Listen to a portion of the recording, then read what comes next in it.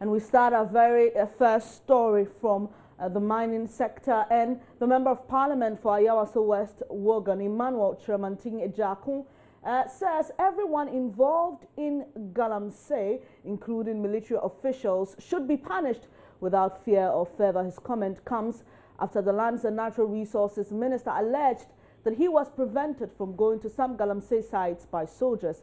Now, you recall government has intensified efforts to stop illegal mining in the country. Speaking to Roland Walker on the AM show, Mr. Agyarko commended the Defence Minister for his approach in dealing with the Galamsey menace, and he's also stated that it is not justifiable for anyone to be against the fight on Galamsey because people do not have jobs. I think that the resolve of His Excellency the President to confront this menace is not in doubt. I have heard him say that people have said that they will vote against him, and he says that, well, he holds his position in trust and he will do what is right by the good people of this country. I mean, let's face it, so let's continue to do Galamsey. The day all the gold finishes, what happens? All the land will finish, and all the water bodies will finish, and all the forests will finish, and all of us will die. I mean, it is long term. It is not a sustainable situation that anybody should say that is the only thing for me to do to survive. It's not. Number one. Number two, I think that we all know that this is not a very easy situation. We have heard in the past that all sorts of people, politicians, traditional rulers, security people, and everybody, all and sundry, every facet of the Ghanaian polity is accused of being involved and fueling this menace.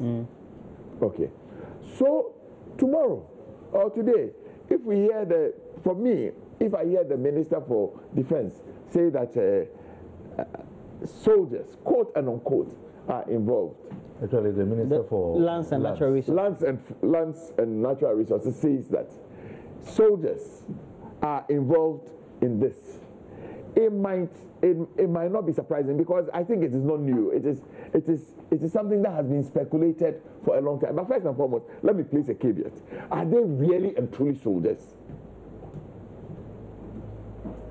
Or they are just people who have gone and gotten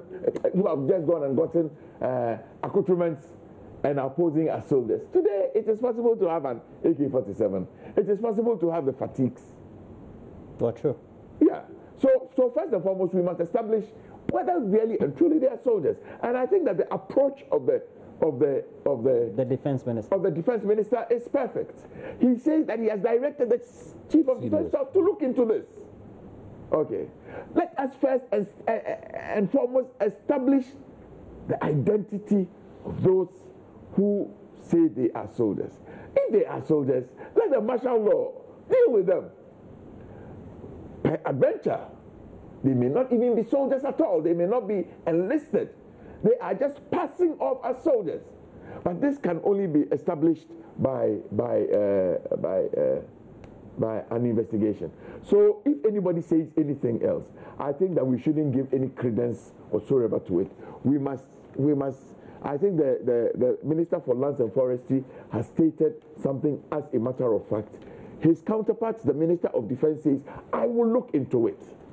We are sitting here as discussants and saying that we have heard the stories. We have heard the rumors. Maybe they are, maybe they are not.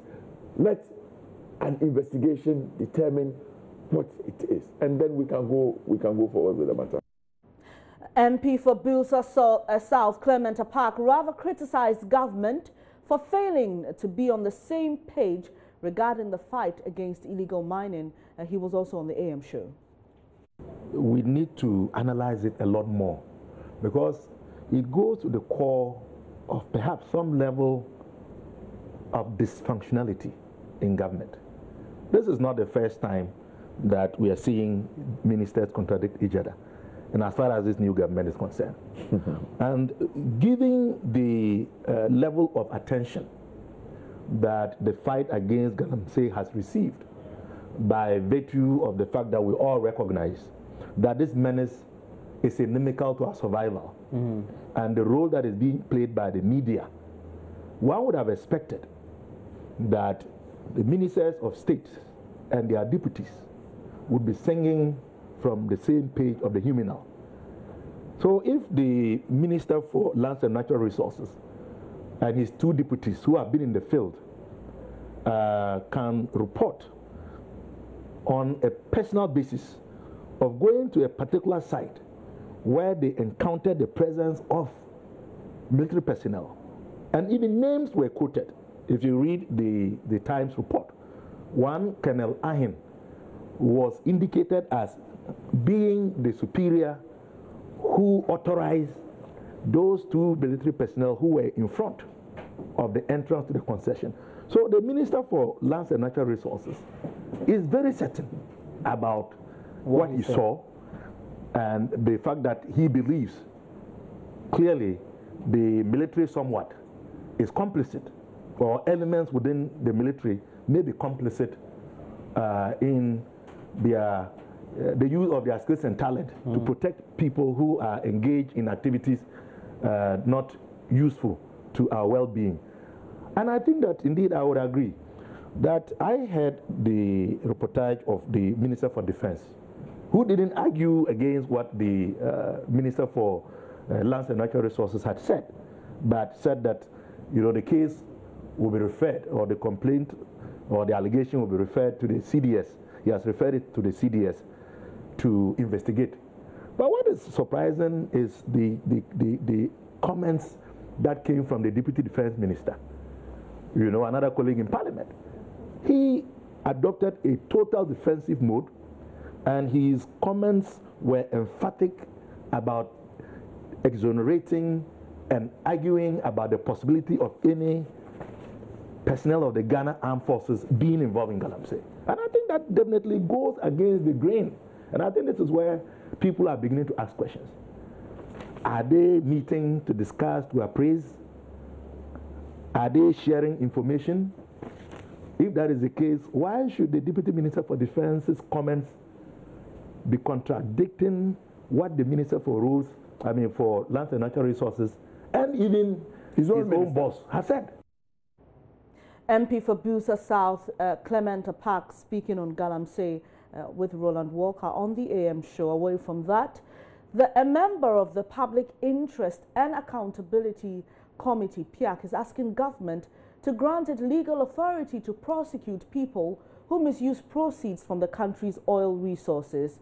Now, he says its present capacity of just compliance and project monitoring is inadequate to sanitize the system.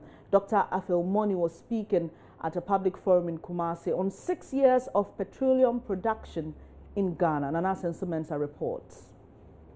About 100 participants representing pressure groups, professionals and religious bodies as well as traditional authorities attended the session.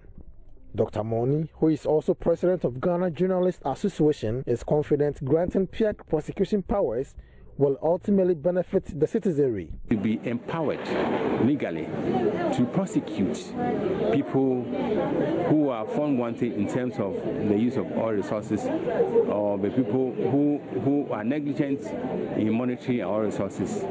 It's a suggestion which is worth considering. So we'll table it at the right quarters with the hope that the right response will be found to this question. In fact, this is something which has come out so forcefully in this forum, and that our job should not rest in exposing the wrongdoing in certain quarters.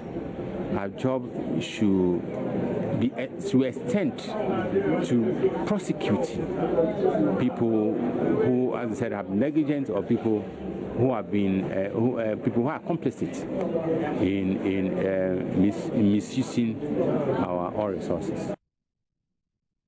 Financial journalists at the forum urged individuals and corporate institutions to position themselves for opportunities provided by the oil industry to boost the local economy. Beatrice Na Toshitoto, is secretary of the Institute of Financial and Economic Journalists. Own the industry. How do you own the industry? You need to get involved and get engaged in that. To do that, the industry requires certain services. It requires certain skills.